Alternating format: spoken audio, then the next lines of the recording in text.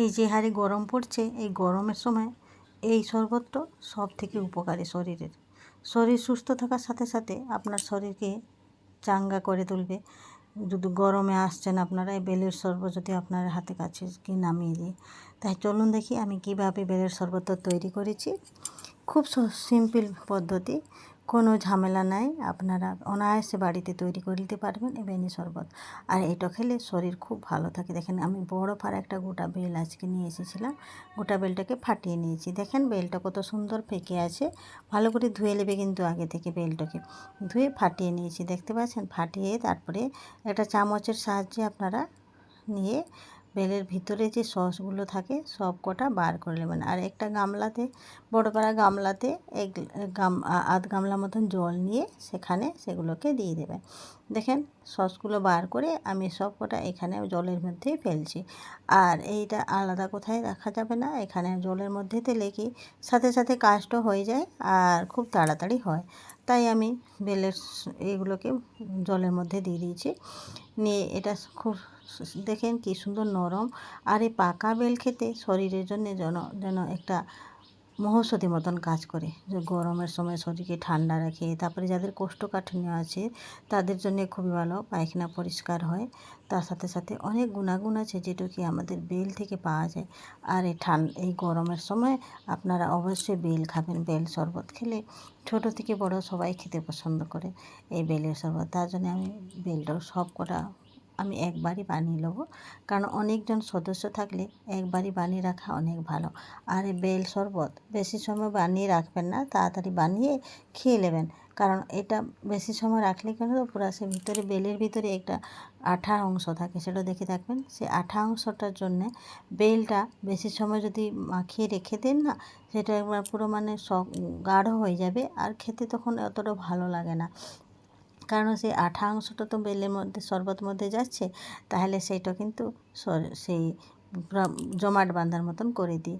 মাড় যেমন ভাতের ফেনার, যেমন ভাতের মাড় যেন রেখে দিলে কিছু সময়ের জন্য, মানে সকাল থেকে বিকাল অবধি যদি বাটিতে রেখে দিলেন তখন দেখবেন সেটা যেমন গাঢ় হয়ে যায়, সেই মতো এই আঠাটার জন্য এটা হয়ে থাকে। তাই বেলের শরবত বানাবার 2-4 ঘন্টার মধ্যে সে কমপ্লিট করে দেবেন, তাহলে দেখবেন খুব ভালো লাগে। দেখেন বেলের এই কথা বলতে বলতে আমি বেলের সব কটা সস বার করে নিয়েছি, জলের মধ্যে দিয়ে দিয়েছি। নিয়ে এবার কিন্তু এগুলোকে মাখাতে হবে ভালো করে, কচলে কচলে। দেখেন ওর ভিতরে বীজ থাকে, সেই বীজগুলোকে বার করে ফেলে দিতে হবে। এটা আপনারা ছাঁকনির সাহায্যে ছেঁকে নিতে পারেন, কিন্তু এই যে এই বীজ থাকে অনেকটা সসের মতন থাকে, তারপরে এই ভিতরে একটু খদড়গুলো থাকে, সেগুলোকে সম্পূর্ণভাবে আপনার হাতের সাহায্যে বার করে নেবেন। আর আপনারা ছাঁকনির সাহায্যেও ছেঁকে নিতে পারেন। এটাকে বড় পাড়া যাদের কাছে ছাঁকনি আছে, যেতে বাচ্চাদের ভাত ছাঁকা যায়, সেই ছাঁকনি যদি থাকে তাহলে সেটা দিয়েও আপনারা এটা ছেঁকে নিতে পারেন। আপনার ইচ্ছার মতন করে নেবেন। কিন্তু এইটা যদি একটু কুটো কুটো থাকে কিন্তু মুখে লাগলে কিন্তু খুব ভালো লাগে। তাই বেশি আমি ছাঁকতে গেলাম না, সম্পূর্ণ সব বীজগুলোকে হাতের সাহায্যে আমি মলে মলে বার করে নিয়েছি। একটাও বীজ আমি থাকতে দেইনি। দেখেন সব হাতের সাহায্যে করলে কি বলুন তো ভালোভাবে তৈরি হয় জিনিসটা। এইভাবে করে নিলাম। নিয়ে দেখেন এবার কিন্তু সব বিস্কুটটা আবার বার করা হয়ে গেছে, দেখতে পাচ্ছেন। যত করছি এখানে কিন্তু আর জল দিতে হবে, এটা সম্পূর্ণ গাঢ় হয়ে গেছে। তারপরে নিয়ে নিয়েছি গুড়।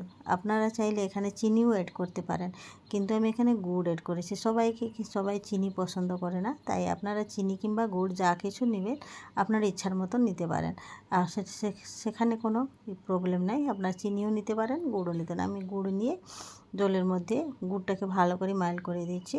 তারপরে এটাকে ভালো করে গুড়টাকে আলাদা করে আগে মাইল করলাম। সাথে ওই কিন্তু শরবতে তো জল দিতে হবে, তাই আলাদা একটু পাত্রতে জলে গুড়টাকে প্রথমে মাইল করে দিচ্ছি। কারণ গুড়ে যদি কোনো থাকে, খদড় অংশ কিছু থাকে, গুড় গ্রামে তৈরি থাকে তো গুড়টা, সে তার ভিতরে যদি কিছু থেকে থাকে, তার জন্য ভালো করে গুড়টা প্রথমে, তারপরে বেলের শরবতে ঢেলে নিলাম। ঢেলে দিয়ে এটাকে ভালো করে মাখিয়ে দিতে হবে। এখানে একটু সামান্য আপনারা গোলমরিচ গুঁড়ো অ্যাড করে দিতে পারেন, কিন্তু আমি এখানে ছোটো বাচ্চা খাবে তার জন্য গোলমরিচগুলোও দিলাম না। সবাই কিন্তু গোলমরিচগুলো পছন্দ করে না, আপনার ইচ্ছা হয় যদি গোলমরিচগুলো একটু দিয়ে পরিবেশন করতে পারেন। আমি কিন্তু এখানে গোলমরিচগুলো না দিয়ে এই মতো রান্না করলাম, এই মতন আমি মাখিয়ে দিলাম। দেখেন এবার কিন্তু এটা রেডি হয়ে যাবে। এইটা দুটো পাত্রতে একটু করে ঢেলে ঢেলে মিক্স করে নিতে হবে, তাহলে দেখবেন পুরো দুটো পাত্রের ঘোলটা খুব ভালো সুন্দর ঘোল তৈরি হয়ে গেল। দেখেন এই বেলের ঘোল খেতে খুব ভালো লাগে, দেখেন কি সুন্দর হয়ে গেল। এবার কিন্তু আমি এটাকে পরিবেশন করে দেব।